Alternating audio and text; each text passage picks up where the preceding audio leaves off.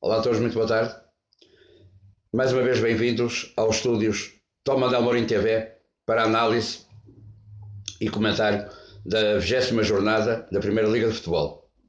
No sábado tivemos o clássico Futebol Clube Porto Sporting, um jogo de altíssimo risco em que o Futebol Clube Porto poderia provisoriamente ficar 2 pontos à frente do tricampeão Benfica e o Sporting não se poderia atrasar mais pela luta pelo título.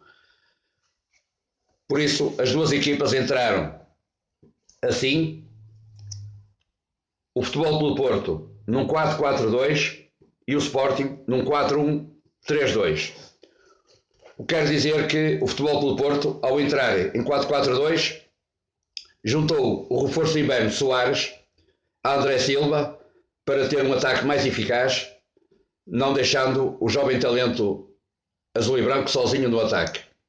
Soares que chegou, entrou e marcou. Quer isto dizer que aos 6 minutos Soares, fugindo a Coates, cabeceou, isolado, fazendo o primeiro gol do Futebol Clube Porto.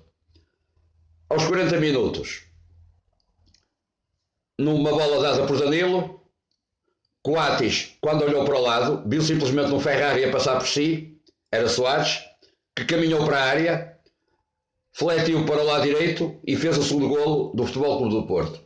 O Sporting encontrava-se a perder por 2-0, foi o resultado com que chegou ao intervalo.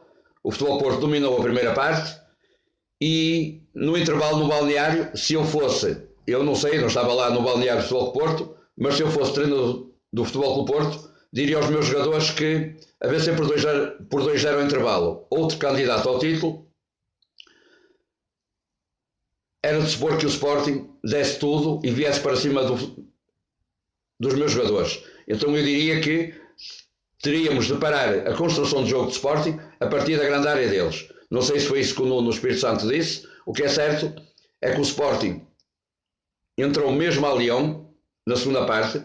A aposta Mateus por Jorge Jesus foi uma aposta falhada. Fez entrar Alan Ruiz, que então revolucionou completamente o futebol do Sporting. Então, o que aconteceu foi que o Futebol Clube do Porto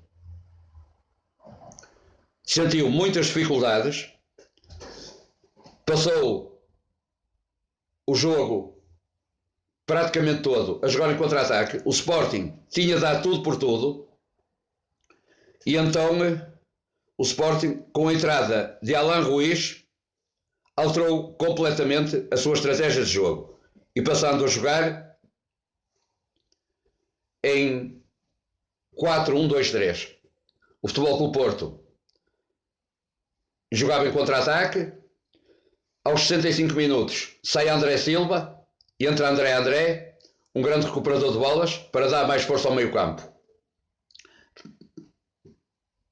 E aí passando o Futebol Clube Porto com mais força e mais recuperação de bola no meio campo. Aos 70 minutos sai Brahimi e entra Diogo Jota. O Futebol Clube Porto virou de um 4-4-2 para um 4-3-3, porque aos 83 sai Corona e entra João Teixeira. Quer dizer isto, quer dizer que Corona e Brahimi estavam esgotados.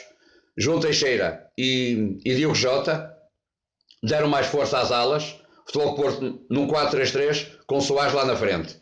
O Sporting, com a entrada de Alan Ruiz aos 45 minutos, transfigurou-se completamente. Aos 57, Adriano envia uma bola à barra da baliza do Futebol Clube do Porto, igualou-se assim o 2-1, mas Alan Ruiz aos 60 conseguiu, de fora da área, com um remate fulminante, reduzir a desvantagem para 2-1. O que quer dizer que o Sporting passou de um 4-1-3-2 para um 4-1-2-3, com a entrada de Alan Ruiz. Quer isto dizer que o Sporting ficou mais acutilante. Foi uma equipa que abalou completamente o Futebol Clube Porto na segunda parte. Teria de fazer alguma coisa, porque estava a perder por 2-0, e depois de Alan Ruiz aos 60 minutos fazer 2-1, portanto reduzir para 2-1, o Sport teria de ir à procura do empate, que esteve para acontecer em duas ocasiões, em dois remates de cabeça de Coates.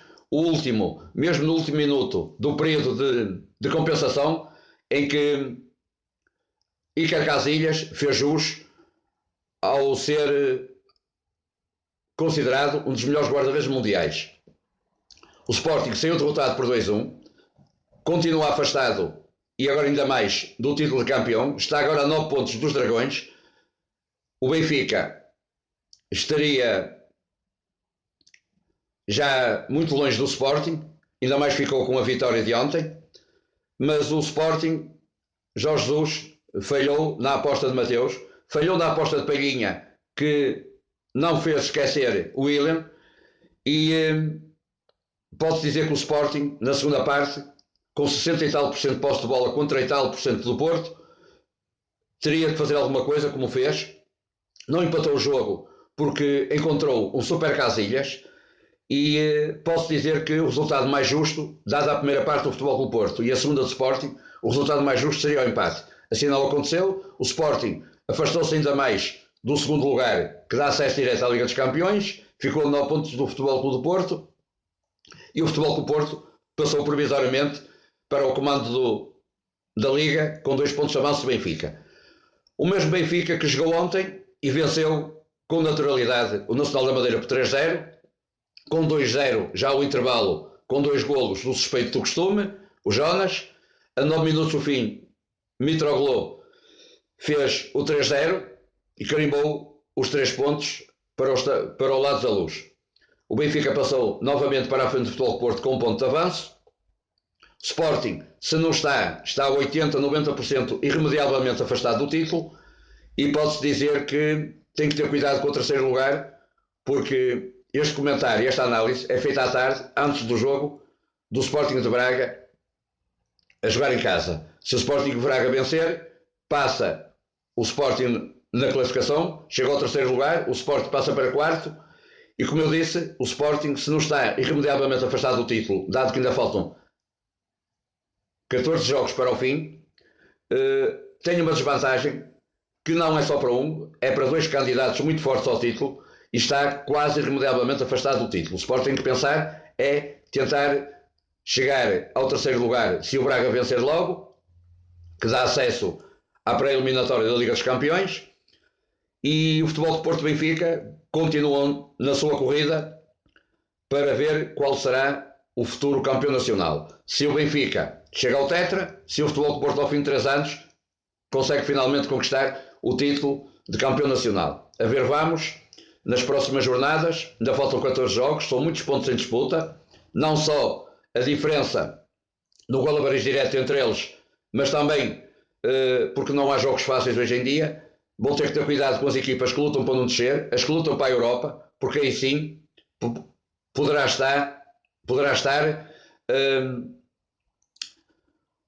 a armadilha com que Porto e Benfica certamente não contarão.